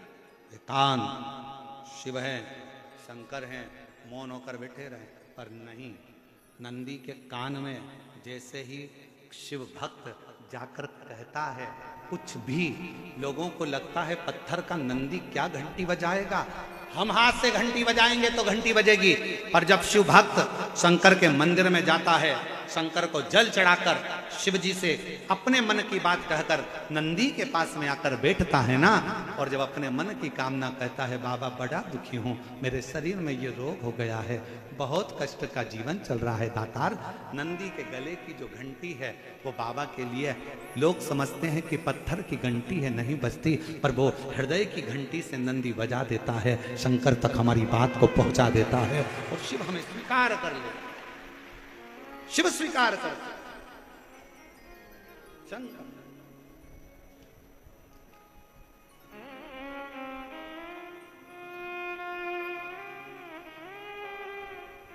भगवान शंकर उसको स्वीकार कर रहे थे। जाओ नंदी के, जब शंकर के मंदिर में जाओ, शिव जी के शिवालय में जाओ, शंकर के पास में जाओ, मेरे देवाधिदेव महादेव के नजदीक में जाओ, तो नंदी का भी दर्शन बहुत जरूरी है। अगर नंदी का दर्शन हो गया तो बहुत अच्छी बात है। नंदी के पास पहुंच भी गए, नहीं भी पहुंचे तो नंदी के नजदीक से अगर निकल कर भी चले गए, अपने हृदय का बात कहते कहते नंदीश्वर से प्रणाम करते हुए कहकर जाए। और हम तो फिर कहेंगे हृदय से, जिनके गर्भाश संतान की भी अगर प्राप्ति नहीं है और बहुत बहुत साल भी हो जाए ना, बहुत बहुत साल भी हो जाए, तो निवेदन करेंगे शिव जी पर चढ़ा हुआ जल, बेलपत्र, नंदी के पास बैठकर और सफेद आंकड़े की जड़ का जो प्रयोग है वो जरूर करो, और नंदी के पास बैठकर 2 क्षण बाबा से प्रार्थना जरूर करो कि भोला सब दुख काटो, ओ भोला सब दुख काटो, शिव शंकर जप तेरी माला, भोले बाबा जप तेरी माला, ओ भोला सब दुख काटो हमारा। थोड़ी देर नंदी के पास बैठ गए, उससे उच्चारण करा, श्री शिवाय नमस्तु, श्री शिवाय नमस्तु, श्री शिवाय नमस्तु, श्री शिवाय नमस्तु, श्री शिवाय नमस्तु, श्री शिवाय नमस्तु। दिल से आप नंदी के पास बैठकर भी उसको पुकार सकते, उससे कह सकते, विनय कर सकते, उससे निवेदन कर सकते। और मेरी जीजियों, शंकर भगवान तो मौन थे। चंचुला देवी को देखकर पार्वती ने कहा, पुकार, क्या चाहती है? मेरा पति प्रेत योनि में है और मैं इस कैलाश धाम पर बैठी हूं, मेरे पति को मुक्ति नहीं मिली है, क्या करूं मैं? चंचुला क्यों चिंता करती है? एक काम कर, तू जा किसी अच्छे वक्ता को ढूंढ जो शंकर का गुणगान कर दे, शिव का गुणगान, शिव का स्मरण जो कर दे, शंकर का गुणगान जो कर दे। जा। चंचुला देवी किसके पास जाए? चंचुला को लगा कि कथा तो केवल अगर कोई सुना सकता है तो वो देव अधिदेव महादेव की कथा कौन से सुनूं? तो चंचुला के मन में आया, एक काम करती हूँ, देव ऋषि नारद दिन भर श्रीमन नारायण श्रीमन नारायण श्रीमन नारायण श्रीमन नारायण बोलते हैं, मैं उनके पास चली जाती हूँ। उनके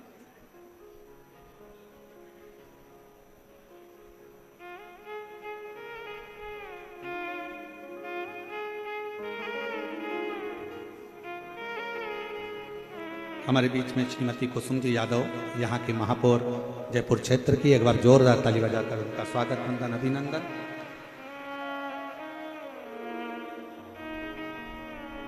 जो इस पवित्र पावन शिव महापुराण कथा में पधारी हैं, एक बार जोरदार ताली बजाकर स्वागत करिए क्षेत्रीय महापौर जी का। बहुत बहुत साधुवाद।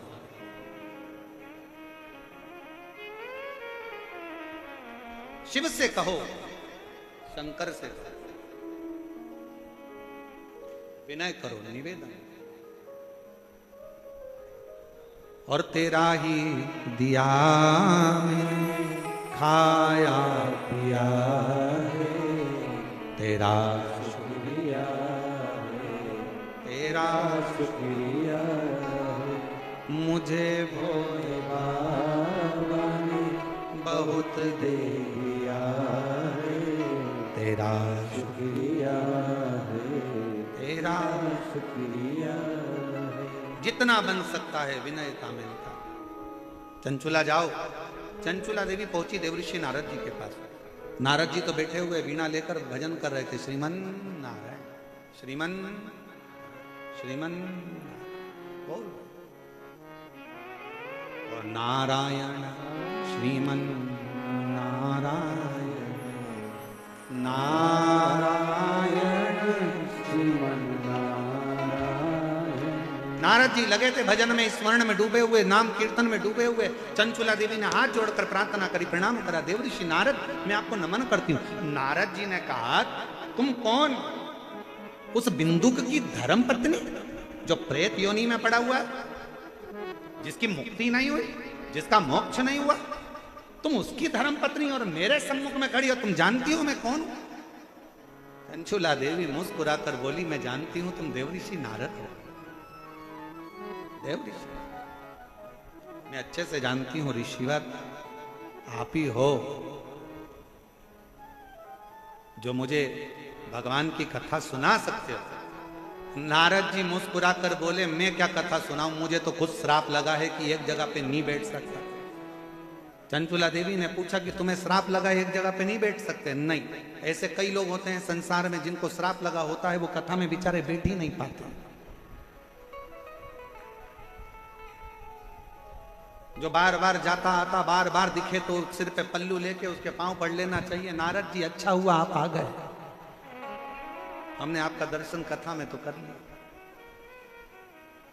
पहचानना भारी, मुझे श्राप लगाए और तुम कहती मैं कथा को, किसका श्राप है? तो कहा दक्ष प्रजापति का श्राप है। ओ हो, शंकर जी के ससुर ने तुमको श्राप दिया हो। चंचुला देवी बोली शंकर जी के ससुर भी इतने क्रोधीले हैं कि अपने दामाद को भी नहीं छोड़ा था, उन्होंने दामाद को भी श्राप दे दिया था। ए शिव, मैं तुझे श्राप देता हूं कि तू शमशान में निवास करेगा। शंकर भगवान इतने खुश हुए कि मेरे ससुर जैसा दुनिया में किसी का ससुर नहीं होगा। प्लाट भी दिलाया तो ऐसी जगह दिलाया जहां कोई कब्जा ही नहीं करेगा। अब इससे जोरदार जगह कहां होगी? ससुर कह रहे हैं तू शमशान में रहेगा, इससे जोरदार जगह कहां? दुनिया के लोगों की बारात निकलती है तो होटल से निकलती है, घर से निकलती है, जनवासे से निकलती है। पहली बारात थी दुनिया में 33 कोटि देवताओं में पहली बारात थी देवाधिदेव महादेव की, जिसकी शुरुआत मसान से हुई थी, शमशान से हुई। जहां लोगों का एंड है वहां से वो शुरू होता। और बारात भी कब निकली थी? मुहूर्त निकल चुका था, जिस दिन का मुहूर्त था निकल गया। देवताओं ने कहा ब्रह्मा जी ने तुम्हारी शादी है आज, तैयार होके चलो। शंकर भगवान बोले अभी मेरा मुहूर्त नहीं निकला, मैं नहीं जाऊंगा शादी में। दूसरा दिन हो गया, तीसरा दिन हो गया, कहते 1 साल निकल गया, शंकर जी बारात लेके ही नहीं जा रहे। क्यों? हमारी मर्जी, जब हमारा मुहूर्त होगा तब जाएंगे। थोड़ी देर बाद शंकर जी ने देखा सामने से अर्थी आ रही थी, लोग चिल्ला रहे थे राम नाम। अरे अच्छे से तो बोलो, अपन जाएंगे जब दूसरे चिल्लाएंगे, अपन आज ही चिल्ला राम नाम। अब जैसे ही लोग चिल्लाए राम नाम सत्य है, शंकर भगवान ने जड़ाजूड़ मानना प्रारंभ कर दिया। ब्रह्मा जी ने पूछा क्यों मुहूर्त हो गया क्या? शंकर जी बोले सामने से अर्थी आ गई, मेरा पाउडर का डब्बा आ गया। जलेगा, भस्म बनेगी, चढ़ेगी, सुंदर दिखूंगा, चलूंगा। जिस दिन भगवान की बारात निकली थी सामने से अर्थी का दर्शन हुआ था। शिव पुराण कहती है स्वप्न में भी अर्थी दिखे और कोई अच्छा काम करने जा रहे हो तो सामने से अर्थी आती दिख जाए, समझ लेना कि तुम्हारा कार्य सफल हो गया, कार्य सफल हो गया।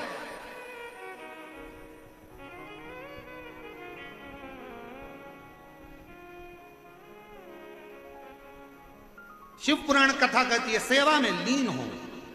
घर में सास है, अच्छे से सेवा करो। जीवित है, उसकी सेवा करो। भर पेट भोजन कराओ, चरणों को प्रणाम करो, नमन करो, सास ससुर के अनुकूल रहो। जिस दिन अगर तुमने सास का कहना नहीं माना, सास अगर चली गई और जाने के बाद तुमने उसको तंग कर अगर भेज दिया तो बदला लेने के लिए वापिस आ जाए। और रात को तू कितने भी चैन से सो, तेरी छाती पे चढ़ के बैठेगी कमला उठ, और कमला फिर बाबाओं के पास जाती फिरेगी, मेरी सास दिख रही है, सास दिख रही। फिर निवेदन है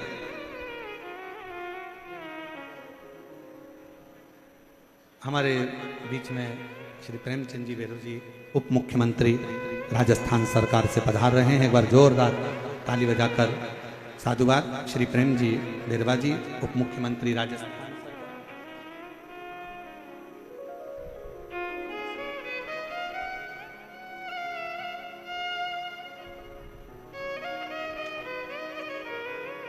एक बार जोरदार ताली बजाएं माननीय उप मुख्यमंत्री राजस्थान सरकार श्री प्रेम जी बेरवा।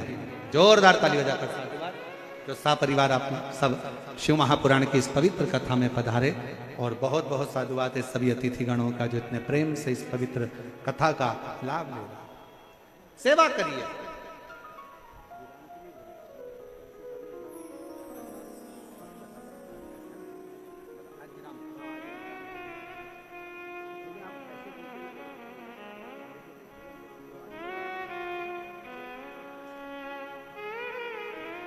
शिव तत्व हो, शंकर, शिव महापुराण की कथा का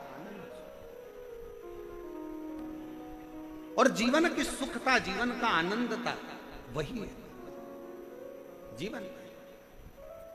शिव कथा कर रही है, शिव महापुराण का चरित्र कर रहा है। चंचुला देवी बड़े आनंद के साथ, भाव के साथ में नारद जी से प्रार्थना करती है। नारद जी ने कह दिया कि तुम एक काम करो कि कथा मैं तो नहीं कर सकता क्योंकि मुझे श्राप लगा है, तुम कथा एक काम करो, तुम रुका जी के पास जाओ, तुम रुका, तुम रुका। ठीक है, चंचुला देवी तुम रुका जी के पास पहुंच। कहां मिलेंगे तुम रुका जी?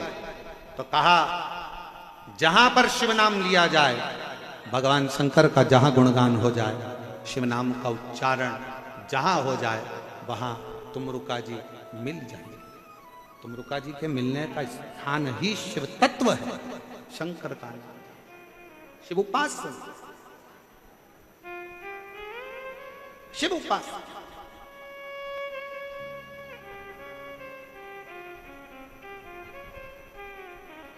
और जब भगवान तुमरुका जी का दर्शन चंचुला देवी को हुआ, चंचुला की आंख से नीर बह रहा था। कहा प्रभु मेरे पति प्रेत योनि में पड़ा हुआ है और मैं कैलाश की वासी हूं। एक क्षण की मैंने कथा का रसतत्व काशी में सुन लिया था, तो आज मुझे कैलाश का वास प्राप्त हुआ। क्या आप मेरे पति के लिए शिव महापुराण कथा का रसतत्व ग्रहण करा सकते हो?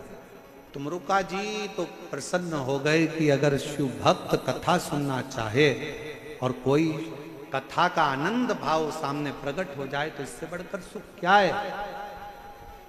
और खुशियां मनाना चाहिए, प्रसन्न होना चाहिए जब अपने क्षेत्र में कहीं बाबा की कृपा हो, मेरे शंकर की करुणा हो और शिव महापुराण की कथा अगर श्रवण करने को मिल जाए तो जीवन का सबसे बड़ा लाभ, जीवन का सबसे बड़ा आनंद। इससे बढ़कर दुनिया का कोई सुख नहीं, कोई आनंद। और अपने आप को धन्यवाद समझो, अपने आप को धनभागी समझो कि हम भगवान की अविरलमय कथा का रसतत्व अपने कानों से श्रवण कर।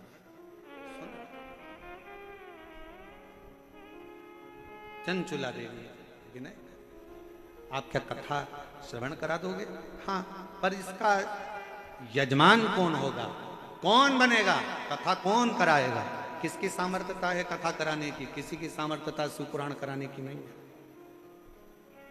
दूसरी कथा हो तो उसका कोई यजमान बन सकता है, दूसरी कथा हो तो उसका कोई आयोजक हो सकता है, पर शिव महापुराण का ना तो कोई यजमान है ना कोई आयोजक है। शिव पुराण का अगर कोई यजमान बनकर भी बैठता है तो समझ लेना वो शंकर की कृपा से शिव और पार्वती ही बनकर बैठते। जैसे ये यजमान परिवार का नाम लिखा है ना, श्री बजरंगलाल जी अग्रवाल और सुधीर जी अग्रवाल, तो हम और ये राजन जी शर्मा हैं, अंबर विलास जी हैं, आलोक अग्रवाल जी हैं भैरू ग्रुप से, इन सब के जो लिखे हैं, अनिल जी संत वगैरह जितने नाम लिखे, हम कहेंगे कोई शिव की कृपा से। जब तक वो करुणा ना करे तब तक आप यजमान पद भी ग्रहण नहीं कर सकते। सारी कथा का यजमान श्रीमद् भागवत के यजमान बने हैं राजा परीक्षित, रामचरितमानस के यजमान बने हैं काशी नरेश, पर शिव महापुराण कथा का यजमान कौन है?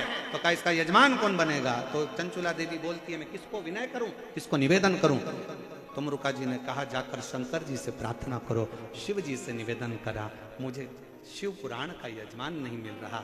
शंकर जी ने पार्वती से कहा ये वो पुराण है जो मनुष्य के जीवन का सारा ताप हरती है, ये वो पुराण है जो मनुष्य के जीवन का सारा दुख हरती है, ये वो पुराण है जो दुनिया में सबके कष्ट हरती है, और कष्ट हरने के लिए इसका कोई यजमान नहीं, इसका यजमान शंकर जी कहते हैं पार्वती तुम 16 श्रृंगार करो और मैं भी सज धज कर तैयार होता हूँ, मैं ईश्वर बनता हूँ, तुम गोरा बनो, गणा और गौर बनकर शिव पुराण के यजमान, गणगौर बनकर शिव महापुराण के यजमान पद ग्रहण करेंगे, गणगौर बनकर, ईश्वर गोरा बनकर। 16 दिन तक भगवान शंकर और पार्वती श्रृंगार करे।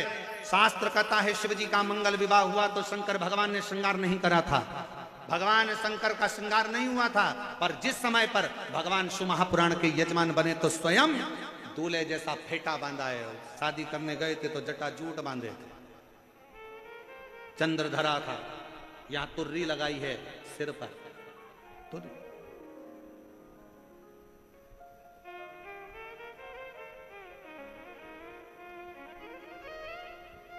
सुंदर चरी वाले कपड़े भगवान शंकर ने धारण करे, हाथ में कड़ला, पांव सुंदर कड़ा, अंगवस्त्र सुंदर हैं, गले में सुंदर सुंदर हार धारण करे हैं, मोतियों की मालाएं धारण करिए कनों में, जहां बिच्छू पहनते थे मेरे शंकर महाकर्ण फूल धारण करें, मस्तक पर सुंदर तिलक है।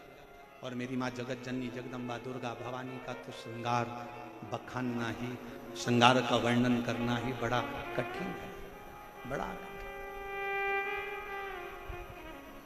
कि ओ मैया श्रृंगार तेरा लाल है, ओ मैया श्रृंगार तेरा लाल है। मेहंदी भी लाल तेरा सिंदूरा भी लाल है, मेहंदी भी लाल तेरा सिंदूरा भी लाल है।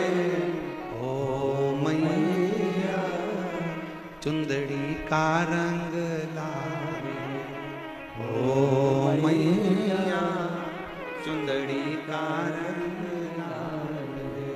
ओ मैया श्रृंगार तेरा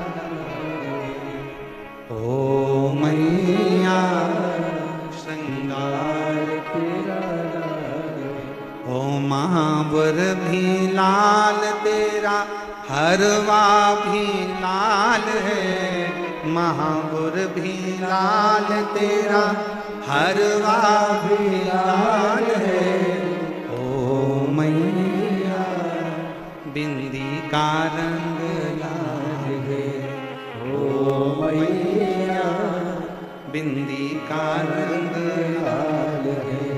ओ गौरा श्रृंगार तेरा लाल है, ओ गौरा श्रृंगार तेरा लाल है। ओ गौरा श्रृंगार तेरा लाल है। लहंगा भी लाल तेरी चोली भी लाल है, लहंगा भी लाल तेरी चोली भी लाल है। ओ गोरा तेरी गोदी में लाल है, ओ गोरा तेरी गोदी में लाल है। ओ मैया श्रृंगार तेरा लाल है, ओ मैया श्रृंगार तेरा लाल है। उसके श्रृंगार का क्या वर्णन करा जाए, 16 श्रृंगार मेरी माँ ने धारण करा है। शंकर भगवान 16 दिन तैयार हुए, श्रृंगार करा, इसलिए आज भी गणगौर 16 दिन की होती, इसलिए गणगौर 16 दिन की। कहते हैं दुर्वा माता और पिता का श्रृंगार देखकर प्रफुल्लित हो गई, आम के झूमर अपने आप में लज्जित होकर गिरने लगे। सुंदर सुंदर माँ का आनंदमय श्रृंगार का दर्शन हो रहा था। आज भी गणगौर की जब पूजन होती है तो उसमें दुर्वा और आम्रपत्र की महत्वता होती है। दुर्वा श्रृंगार दर्शन हो रहा है, चारों तरफ आनंद ही आनंद समाहित हो रहा है। जहां देखो देवता प्रसन्न हो रहे हैं। कहते हैं गंगा यमुना सरस्वती कावेरी सरयू मंदाकिनी नर्मदा जितनी नदियां हैं सब गरज गरज कर आनंद के साथ जब ईश्वर गोरा श्रृंगार करके निकले हैं तो गरज गरज कर जलवृष्टि के साथ उनके पलक पावड़े बिछाकर स्वागत कर रहे हैं। ऐसी गर्जना, ऐसा आनंद, ऐसी शिव तत्व शंकर ओघड़ी शंभु कथा करे, शिव महापुराण का चरित्र करे। चले 16 दिन का श्रृंगार है।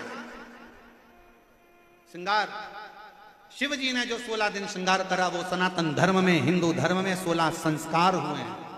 और माँ जगत जननी ने जो श्रृंगार करा वो स्त्रियों के 16 श्रृंगार हुए हैं, 16। और मेरी माँ जगत जननी जगदम्बा अम्बा माँ गणागौर से यही प्रार्थना है, माँ सबके सुहाग को अमर करिए और सबकी झोली खुशियों से भरिए।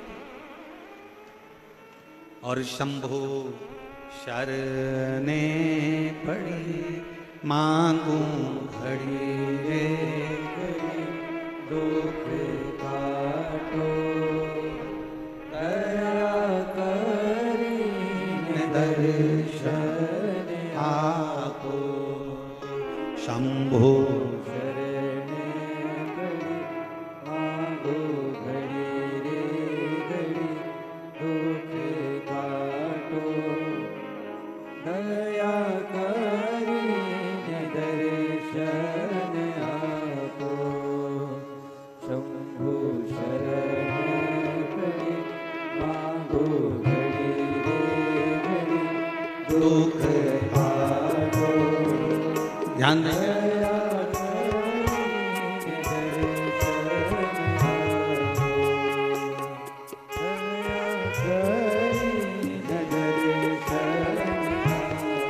ओ शंभु शरणे पड़ी मांगो घड़ी रे घड़ी दुख काटो दया करीने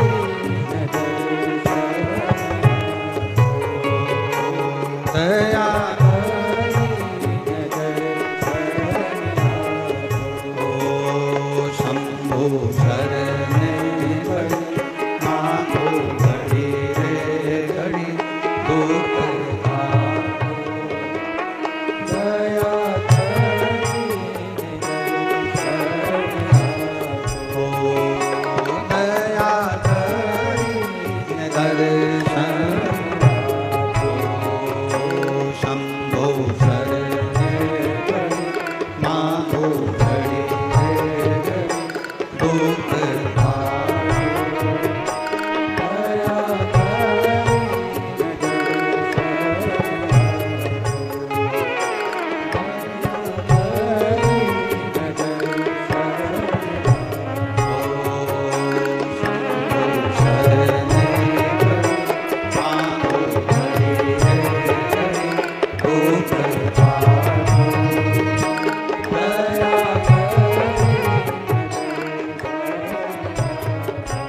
भगवान शंकर और पार्वती ईश्वर जी गोरा जी बनकर सुंदर आनंद जहां आनंद ही आनंद समाहित है। देवता पुष्पों की वृष्टि करते हैं, गंधर्व गान करते हैं, अप्सरा नृत्य करती है, चारों तरफ आनंद समाहित हो जाता है।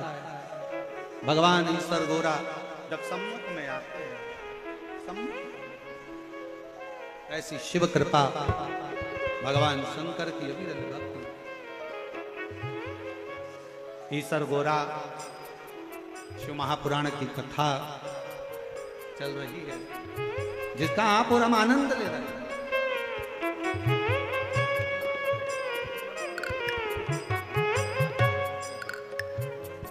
ध्यान देंगे, हमारे बीच में माननीय उप मुख्यमंत्री जी पधारे हुए हैं। एक सूचना आप लोगों को देना चाहेंगे कि जो कथा 7 दिन की जयपुर में होने वाली थी, वो कथा आज तीसरे दिन ही पूर्ण तरह से विराम दी जा रही है। तो भीड़ बहुत ज़्यादा है, संख्या बहुत ज़्यादा मात्रा में है, साथ में बीच बीच में हवा आंधी भी है और व्यवस्थाओं को भी देखते हुए इसलिए ये कथा जो 7 दिन की जयपुर में होने वाली थी, उस कथा को आज यहीं ईश्वर गोरा के सुंदर प्रसंगों पर